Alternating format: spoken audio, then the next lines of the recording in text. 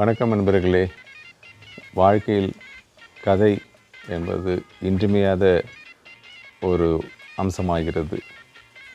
குழந்தைகளை தூங்க வைக்க, மாணவர்களுக்கு நெறிமுறைகளை சொல்லிக் கொடுக்க, சமயங்களில் மனைவியை சமாளிக்க கதை தேவைப்படுகிறது.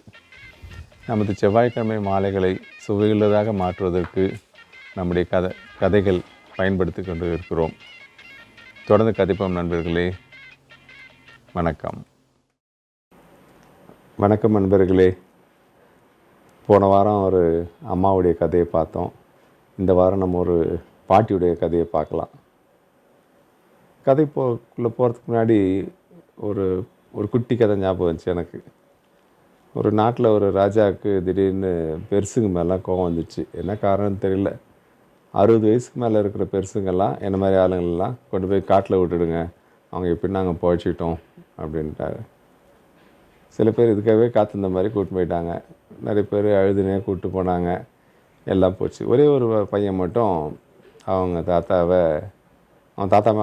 ரொம்ப ஆசை, என் பேத்திக்கு மேலே இருக்கிற மாதிரி. அவர் ஒரு பாதாள அறையில் மறைச்சி வச்சுட்டு அவரை ஃபீட் பண்ணிருந்தான். அரசாங்க அதிகாரிங்க வீடு வீடாக செக் பண்ணாங்க. ஓகே இல்லைன்ட்டு போயிட்டாங்க. அந்த அரண்மனைக்கு ஒரு வித்வான் வந்தார். நிறைய வித்தியெல்லாம் காட்டினார். எல்லாம் பார்த்துட்டு திருவிளையாடலில் சோமநாத பாகவதர் ஒரு மதுரைக்கு சோதனை கொடுக்குறாரு. அந்த மாதிரி ஒரு சோதனை கொடுத்தார். கயிறை திரிக்கிறதுக்கு சாம்பலை உபயோகித்து பண்ண முடியுமா? உங்களுக்கு ஒரு நாள் டைம் தர, திரிச்சு எடுத்துனது காட்டுங்க அப்படின்னு சொல்லிட்டு போயிட்டார். ராஜா உடனே எல்லாருக்கும் அறிவிப்பு கொடுத்தார். யாருக்கு தெரியும் சாம்பலை போய் எப்படி கயிறை திரிக்க முடியும்? இந்த பையனுக்கும் அது நியூஸ் கேள்விப்பட்டான். நேராக போயிட்டு அவங்க தாத்தாட்ட சொன்னான். தாத்தா, இந்த மாதிரி ராஜா அனௌன்ஸ் பண்ணார், எப்படி தாத்தா திரிக்க முடியும்? ஒன்றும் பிரச்சனை இல்லைப்பா, நீ ஒரு முழம் வடங்கயிறை, நல்லா பெரிய திக்கான ஒரு பெரிய வடங்கயிறை எடுத்துன்னு ஒரு தாம்பாளத்தை வச்சு எடுத்துன்னு ஒரு நெருப்பட்டி எடுத்துன்னு வந்தார். எடுத்துன்னு வந்தோடனே அதை கொளுத்துனாங்க. ஃபுல்லாக எரிஞ்சு சாம்பலானோன்னா அந்த கயிறு அந்த உருவம் அப்படியே இருந்துச்சு.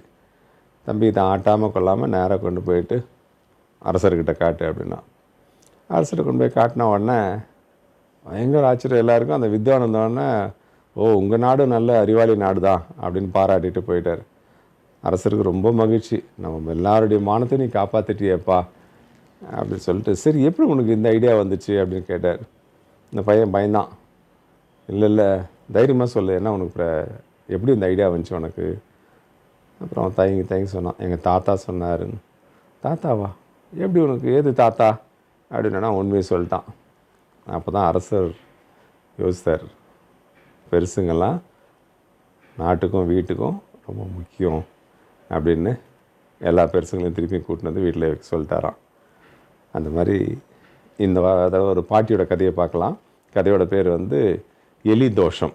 இந்த கதையை என்னுடைய மூத்த எழுத்தாளர் நண்பர் திரு திலீப் குமார் அவர்கள் எழுதினது. அவர் குஜராத்திக்கார். எல்லாம் சென்னையில் சவுகாப்பேட்டை அந்த ஏரியாவில் செட்டில் ஆனவங்க.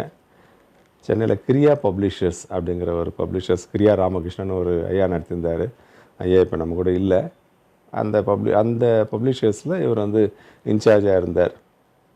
அங்கேருந்து நான் நல்ல புத்தகங்கள், சுந்தர் ராமசாமியோட ஜே சில குறிப்புகள், பிச்சமூர்த்தி கவிதைகள், அந்த மாதிரி நிறைய புத்தகங்கள் அங்கே வெளியிட்டாங்க. நல்ல புத்தகங்களையும் அங்கே விற்றுன்னு இருப்பாங்க. எப்போ சென்னைக்கு போனாலும் திரும்பி வரத்துக்கு மட்டும் காசு எடுத்து வச்சுன்னு மீது எல்லா காசுலேயும் நான் புத்தகம் வாங்கி வந்துடுவேன். அந்தளவுக்கு புத்தகம் மேலே ஒரு வெறி. 1986 அந்த பீரியட்லேருந்து. அந்த கதை ஒரு சிறுகதை தொகுப்பு, மூங்கில் குருத்து அப்படிங்கிற ஒரு சிறுகதை தொகுப்பு. அதில் இந்த கதைக்கு ஐயா என்ன பேர் வச்சான்னு தெரியாது. ஆனால் எனக்கு இந்த பேர் நல்லா இருக்கும் அப்படின்னு வழக்கம் போல் சம்பவங்கள்லாம் கொஞ்சம் கூட சேர்த்து கதையோட சொல்லியிருக்கிறேன். கதைக்குள்ளே போகலாமா? எங்கள் வீட்டோட பின்னாடி புழக்கடைன்னுவாங்கள்ல, அங்கே ஒரு பெரிய கிணறு இருந்துச்சு.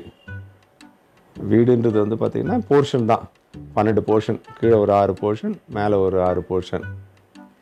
கீழ் போர்ஷனுக்கு வாடகை 200 ரூபா, மேல் போர்ஷனுக்கு வாடகை 150 ரூபா. எங்கள் வீட்டு ஓனர் 5ஆம் தேதி, அது என்ன கிழமை இருந்தாலும் சரி, மழை பெஞ்சாலும் சரி, அன்றைக்கி பண்டிகை எதுவாக இருந்தாலும் 5ஆம் தேதி கரெக்டாக 8 மணிக்கு வந்துடுவார். அந்த கிணத்து திண்ணை மேலே உட்காந்துக்குவார். எல்லோரும் கரெக்டாக போய் அவர்கிட்ட வாடகை கொடுத்துடணும். இந்த பயணிகள் முடிதலை படத்தில் கவுண்டமணி இந்த சென்னை மாநகரிலே இத்தனை பெரிய வீட்டை கட்டின்னு ஒரு வசனம் பேசுவார். அந்த மாதிரி தான் இவரும் பேசினே இருப்பார் எங்களெல்லாம். ஒவ்வொரு முறை வரும்போதும் வாடகை கொடுக்கவங்கிட்ட என்னப்பா எதாவது காலி பண்ணுற ஐடியா இருக்கான்னு கேட்பார். எல்லாருக்கும் திக்குன்னு இருக்கும்.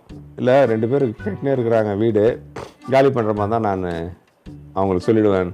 இல்லைங்க அவங்க எல்லாம் காலி பண்ணுற மாதிரி இல்லைங்கன்ட்டு போயிடுவாங்க. இது எப்படின்னா, எங்கள் ஊரில் பஸ்ஸில் போகும்போது கண்டக்டர் எல்லாம் டிக்கெட்டெல்லாம் கொடுத்துட்டு பின்னாடி வந்து நின்றுட்டு ஒரு குரல் கொடுப்பார். ஏப்பா முன்னாடி 2 பேர் டிக்கெட்டை வாங்கலை, யாருப்பான்னு கேட்பார். டிக்கெட் வாங்காதனுக்கு குப்புன்னு இருக்கும். ஐயோ நம்ம தானா அப்படின்னு சொல்லி அவன் கூப்பிட்டு டிக்கெட் வாங்கிடுவான். அந்த மாதிரி இவர் கேட்பார். இந்த நகைச்சுவைன்னு கொஞ்சம் நம்ம நீட்டிக்கலாம். அந்த மாதிரி ஒரு தடவை கண்டக்டர் கேட்கும்போது முன்னாடி இருந்து ஒருத்தர் குரல் கொடுக்குறான். ஐயா நாங்கள் 4 பேர் இருக்கிறோம், இதில் எந்த 2 பேரை கேட்குறீங்க அப்படின்னா. அந்த மாதிரி இவருக்கு வந்து நம்மளை ஒரு த்ராட்டிலேயே வச்சுருப்பார். நாங்கள் அந்த வீட்டில் கொடுத்துட்டு இருப்போம். அந்த 12 போர்ஷனும் சேர்த்து பார்த்திங்கன்னா ஏற்கனவே ஒரு 15 பிள்ளைங்க மேலே இருப்பாங்க. எங்கள் வீட்டு பக்கத்துலேயே வந்து ஒரு கார்ப்பரேஷன் ஸ்கூலு, அங்கே தான் எல்லோரும் போய் படிச்சுருப்போம். காலையில் எல்லோரும் ஏதோ ஸ்கூல் பசங்க எக்ஸ்கர்ஷன் போகிற மாதிரி எல்லோரும் கிளம்பி போவோம். ஒரு பண்டிகை ஒரு விசேஷம்னா எல்லோரும் ஒன்றா சேர்ந்துருவோம். வீடே அமக்கலப்படும். அந்த மாதிரி இருக்கும். அந்த கிணத்துல 2 பக்கமும் 2 ராட்டினம் இருக்கும். தண்ணி சேர்த்திக்குவாங்க. அந்த தண்ணி தான் எல்லாத்துக்குமே உபயோகப்படும். ரொம்ப நல்லாவும் இருக்கும் அந்த தண்ணியோட டேஸ்ட்டு. எங்கள் வீட்டில் கழுவுறதுலேருந்து குடிக்கிற வரைக்கும் எல்லாமே அந்த தண்ணி தான் உபயோகிச்சுன்னு வைப்போம். எங்கள் வீட்டில் நான், என் தங்கச்சி, எங்கள் அப்பா, அம்மா, எங்கள் பாட்டி, எங்கள் அப்பாவுடைய அம்மா. பாட்டி நல்லா சிவப்பாக இருப்பாங்க. தும்பப்பூ மாதிரி தலை இருக்கும்.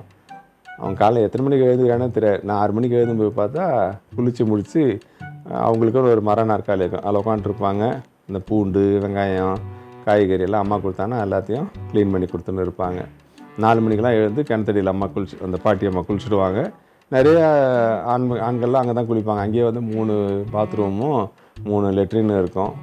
12 வீட்டுக்காரும் அந்த இடத்த வந்து நாங்கள் சும்மா யூஸ் பண்ணிருப்போம். எங்கள் அப்பா வந்து அங்கே இன்னொரு ஸ்கூலில் கிளார்க்காக வேலை செஞ்சார். காலையில் எங்கள் பாட்டி அழகம் போல் குளிச்சுட்டு வந்துட்டாங்க போல இருக்குது. ஒரு 6 மணி இருக்கும். பின்னாடி இருந்து ஒரே சத்தம், ஐயோன்ட்டு. என்னன்ட்டு எல்லோரும் ஓடி பார்த்தா கிணத்துல ஒரு எலி மிதந்துன்னு இருக்குது. ஐயோ எலி விழுந்துச்சு அப்படின்னாங்க.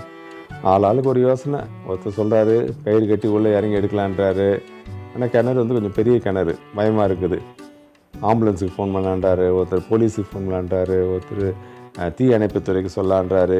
இதெல்லாம் குழப்பினுந்தாங்க. திடீர்னு ஒருத்தர் ஒரு ஐடியா சொன்னார். ஒரு பக்கெட் ஒன்று உள்ளே விடலாம், தண்ணி மொண்டு எடுக்கும்போது அப்படியே எலி அதோடு வந்துடும், எடுத்துடலான்னாங்க. எந்த பக்கெட்டு விடுறது, யார் பக்கெட் கொடுக்குறது ரெடியாக இருக்காங்க? எலியை மொண்டுட்டு அப்புறம் அந்த பக்கெட்டில் எப்படி யூஸ் பண்ணுறது? எங்கள் அப்பாவுக்கு திடீர்னு ஞாபகம் இருந்துச்சு. அவர் ஒரு இரும்பு வாளி, ஓட்டையான வாளி வச்சுருந்தார். அதை எடுத்துகிட்டு வந்தார். இதில் மொடலான்னார். கரெக்டு தான். அதில் மொன்னோன்னா தண்ணியும் வந்து அப்படியே வழிஞ்சு போயிடும் இல்லையா? ஸோ எலி மட்டும் அதில் நின்றோம். அதனால் ஒரு மனசாக அதை கட்டி ராட்டினத்தில் கட்டி இறக்குனாங்க உள்ளே. திருப்பியும் ஆளுக்கு ஒரு சத்தம், இடது பக்கம் போங்க, வலது பக்கம் போங்க, நேராக போங்கன்ட்டு ஒரு வழியாக சொல்லி மொண்டுக்கிட்டு ஒரு மணி நேரம் போராட்டத்துக்கு அப்புறம் எலியை எடுத்துட்டாங்க. எலியை எடுத்துக்கொண்டு போய் வெளியே காவால் போட்டு வந்துட்டாங்க. சரி, இப்போ தண்ணி என்ன பண்ணுறது? மறுபடியும் ஆளுக்கு ஒரு ஐடியா. ஒருத்தர் சொல்கிறார், மற்ற தண்ணியை நம்ம வந்து மோட்டரை வச்சு எடுத்துடலாம், அப்புறமா தண்ணி ஊறிடணும். அது எந்த காலத்துக்கு எடுக்கிறது, எந்த காலத்தில் ஊறுறது? ஒருத்தர் என்னாரு, ப்ளீச்சிங் பவுடர் போடலான்னாரு, அது தண்ணியே நாரிடும். ஒருத்தர் என்னாரு, இல்லை நெல்லி கட்டை போடலாம், நெல்லி மரத்தோட கட்டையை போட்டால் கூட தண்ணி சுத்தமாகிடும்னாரு. எல்லாம் ஒரே டிஸ்கஷன்ஸ், என்ன பண்ணுறது ஏது பண்ணுறதுன்னு. பாட்டி வந்தாங்க. நான் 4 மணிக்கு குளித்தப்போ கூட எலி இல்லையே, அதுக்கப்புறம் எப்போ விழுந்துச்சின்னு தெரியலையே, ஏன்னா நான் தண்ணி மொண்டு இருந்தால் அப்போயே வந்திருக்கணுமே அப்படின்னாங்க. அப்புறம் திருப்பி உள்ளே போனாங்க. வரும்போது ஒரு சொம்பு நல்லா மூடி போட்ட ஒரு திருகு பூஜா மாதிரி எடுத்துகிட்டு வந்தாங்க. அது வந்து கங்காஜலம் இருக்கும் அதில். நாங்கள் அந்த தீபாவளி சமயத்துலலாம் எங்கள் எல்லோரையும் உட்கார வச்சு பாட்டி வந்து தலையில் கொஞ்சம் தெளிப்பாங்க. அப்புறம் நம்ம கங்கா ஸ்நானம் ஆச்சா நாங்கள் எல்லாம் குளித்து முடிப்போம். அந்த தண்ணி எடுத்துன்னு வந்தாங்க, கையில் ஊற்றிக்கினாங்க. ஏதோ ஒரு மந்திரம் சொல்லி அப்படியே சுத்தமாக தெளித்தாங்க. அந்த கிணத்துக்குள்ளே தெளிச்சுட்டு இப்போ சரியாயிடுச்சு, நீங்கள் தண்ணி உபயோகிச்சுக்கலாம் அப்படின்ட்டாங்க. ஞாபகமாங்க அப்பா அவர் ஒரு கை வாங்கி அவரோட பக்கெட்டை தெளிச்சுக்கினார், ஏன்னா பக்கெட்டை சுத்தமாகணும்லன்ட்டு. பாட்டி ரொம்ப ஈஸியாக இவ்வளோ பெரிய பிரச்சனையை தீர்வு கண்டுட்டாங்க. பெருசு தான் இல்லை. நன்றி அன்பர்களே, மீண்டும் அடுத்த கதையில் சந்திப்போம். டில்லிக்கு ராஜா நானும் பாட்டி சொல்ல தட்டாதே, பட்ட படிப்பு படிச்சு வந்தாலும் பாட்டி சொல்ல